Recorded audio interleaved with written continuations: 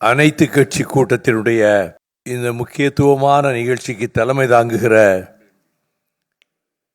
தமிழ்நாட்டினுடைய மாண்புமிகு முதலமைச்சரும் திராவிட முன்னேற்ற கழகத்தினுடைய தலைவருமான அருமை சகோதரர் மாண்புமிகு தளபதி ஸ்டாலின் அவர்களே, பங்கேற்றிருக்கக்கூடிய அனைத்து கட்சிகளினுடைய மதிப்புமிகு தலைவர்களே, வணக்கம்.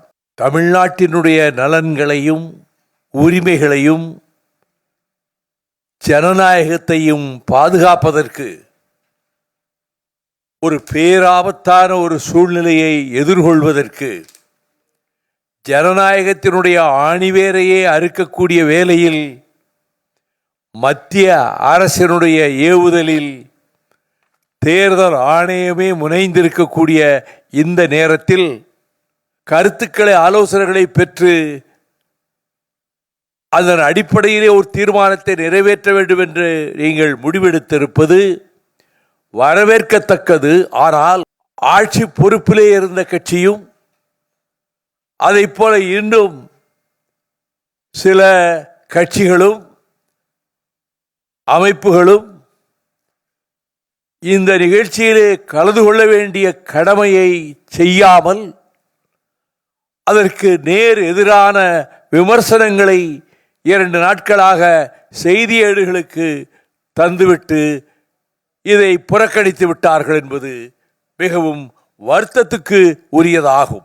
பீகார் மாநிலத்தில் இந்த சிறப்பு தீவிர வாக்காளர் பட்டியல் திருத்தப்படி ஏற்படுத்தப்பட்ட போது இப்பொழுது பீகார் மாநிலத்தைச் சேர்ந்த 6.5 லட்சம் பேர் தமிழகத்திலே வேலைக்காக வந்து தங்கியிருக்கிறார்கள் என்றும் இவர்களது பெயர்கள் பீகார் மாநில வாக்காளர் பட்டியலிலிருந்து நீக்கப்படுவதால் இனி அவர்கள் தங்களது பெயரை தமிழகத்தின் வாக்காளர் பட்டியலிலேயே சேர்த்துக் கொள்ளலாம் என்றும் இதில் சென்னையில் மட்டும் 3.5 லட்சம் பீகார் மாநிலத்தவர் இருக்கிறார்கள் என்றும் கோவையிலும் திருப்பூரிலும் அதிக எண்ணிக்கையிலே உள்ளனர் என்பதையும் பார்க்கிற போது கடந்த 2011ஆம் ஆண்டு மக்கள் தொகை கணக்கீட்டின்படி தமிழகத்தில் 34,87,974 வெளிமாநிலத்தவர்கள் வேலைக்கு வந்து தங்கியுள்ளனர்.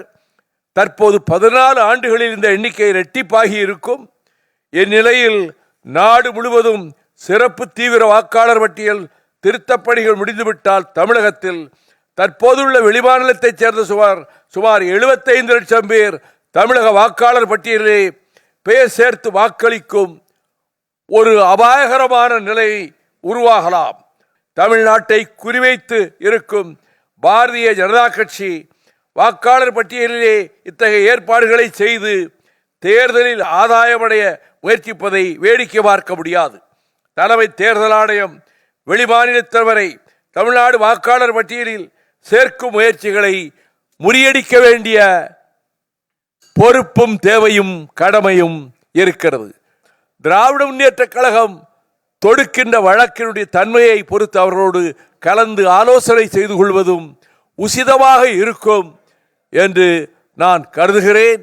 நான் மீண்டும் மறுமலர்ச்சி திராவிட முன்னேற்ற கழகத்தின் சார்பில் எனது எதிர்ப்பையும் கண்டனத்தையும் பதிவு செய்து கொண்டு திமுக கழகம் மேற்கொண்டுள்ள நிலைப்பாட்டை நாம் உறுதுணையாக இருந்து தோள் கொடுத்து வெற்றி பெற செய்ய இந்த கூட்டம் அதற்கு வழிகாட்டியாக அமையட்டும் என கூறி முடிக்கிறேன்.